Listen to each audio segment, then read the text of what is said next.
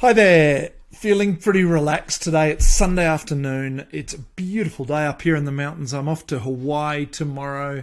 And I've been reflecting a little bit upon love, the love that business allows you to do this. Business delivers that sort of freedom. Business delivers choice. Business is delivering me the opportunity to really enjoy all of this.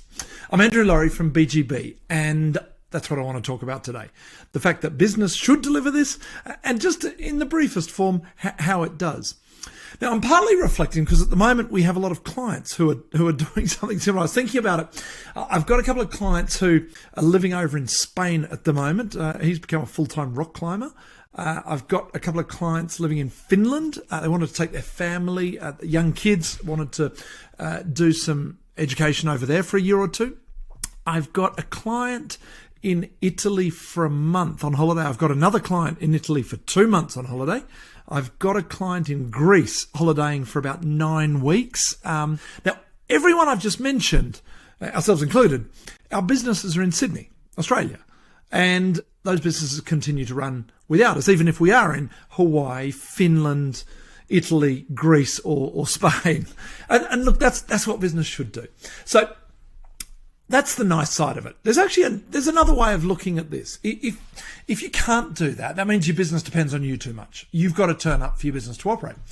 That's also saying a couple of other things. Yeah, okay, sure. It's a constraint on your life for sure. But also it's a bottleneck on the business. It's limiting how far the business can go, whether the business can grow, how many others you can help with your service, your product, whatever it is you deliver. Others you can help by giving them a job. So it's a constraint on the business. It's also a risk. It's a risk for the business in the sense that at some point you won't be there. And if that means the business dies, that's a real shame. It's a shame for the customers, shame for the staff. So if the business really depends on you, it's a risk to the business. It's also obviously a risk to you that one day you sit there and think, oh, crikey, what do I do with my life? Why do I work so much? No one lies on their deathbed and regrets. No one lies there and says, God, I wish I'd worked a few more hours. Just doesn't happen. So there are a number of real risks and constraints that lie with this. Now, how do you change it? How do you get, because most of our clients, the people I've been working with for years are all moved past this stage. They don't need to turn up to their business. How does that happen? And technically, there are 9 steps you need to implement. But I'm going to make it even simpler for you. I'm going to break it down into just 4 chunks, 4 buckets. I'm going to talk about them very, very briefly. And they're in no particular order because you have to do all 4. And probably you'd be implementing them slightly in parallel, slightly simultaneously, because the job is not finished until they're all finished. The good news among the 4, or the 9 if you do it that way, among the 4 or the 9, there's nothing difficult, nothing complicated. It's all pretty straightforward. It always works. Guaranteed. Always works. The problem for many people is it's not that exciting, some of the work. It's a bit of a grind. Takes a bit of work. Takes a bit of discipline. And when you're doing it, it's not only is it not that exciting, but it's not like you implement one of these 9 steps and, the next day you're wealthier or something like that. It's a case of putting it in place, and that enables your business to run without you, which in turn, by the way, also means it's more scalable. It's also an asset. Suddenly you could sell it. So lots of benefits from doing this, but it lacks a bit on instant gratification as you do the work. So bit of hard work, bit of discipline. What do you need to do? Only the 4. I'm just going to talk about the 4 things. The 4 that I'm talking about, everyone in your business needs to know who is doing what. So everything that happens in your business must be the accountability of someone, and only one person, to make sure everything's getting done but not being duplicated. So that typically looks like, depending how you want to do it, whether you want to do job descriptions or you have a lot of KPIs or use organization charts. There are different formats and structures. Don't really care. Systematically, is it clear who does what and who's accountable for what? And I do include in that, and somehow it has to be documented, because it must be possible for someone new to come in and see what they have to do. It must be possible for everyone to see who else is taking care of what. So is it very clear, documented, who does what? Second thing, is it very clear and documented how to do it?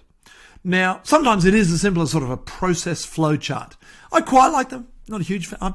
I like checklists. Checklists are great. Checklists of what the steps that need to be complete, or what needs to be done for a certain task to be completed to the right standard. Standards, defining standards, that's a good element of this. For some activities, just having a video of someone doing it correctly, that's a great way of systematizing it. Just somehow you've got to get these activities out of your head or out of the head of the people who work in your business and down into some codified form. Video, audio, paper, on a computer. There's some software you can use to do this. Just get clear for the important activities in your business how it should be done. That way you can have consistency, reliability, and you can get more people in to do it. Third thing that needs to be the case. You need to be clear on what we're all about in this business. Because on the one hand, if it's clear who does what and how to do it, things should happen. But we're also human beings. We're making decisions, we're using judgment, we're interacting with other people. So just get a bit clear on what sort of behaviour do you expect? What's the sort of culture that you'd like around your business? It's not difficult to define, but not every business has the same culture, nor should they. Just be clear on what are those points that you expect from people working in your business. Those sort of behaviours that you'd like to see everyone display, those people who are working in your business. So get that clear, what we're all about, why we exist sometimes, our purpose, if that's part of your business plan. The last thing you need to happen, great, we're now clear on who does what, how to do it, and what we're all about. Should work well, just need something to make sure it is working well. The sort of the management systems, again, can be super simple. Come up with a simple dashboard. What are those dozen metrics, at most, by the way, or those dozen things you should be able to observe or track just to know that it is happening? You know, what's a dashboard? What's a piece of paper you could receive once a month or once a week that would tell you, yeah, we're on track. The right things are happening. I can see.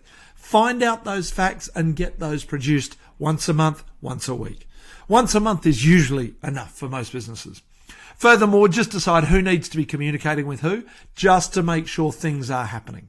Because at that point, we know who's doing what, we know how to do it, we know what we're all about and how to behave, how to operate, and we've just got a bit of an eye on people and metrics.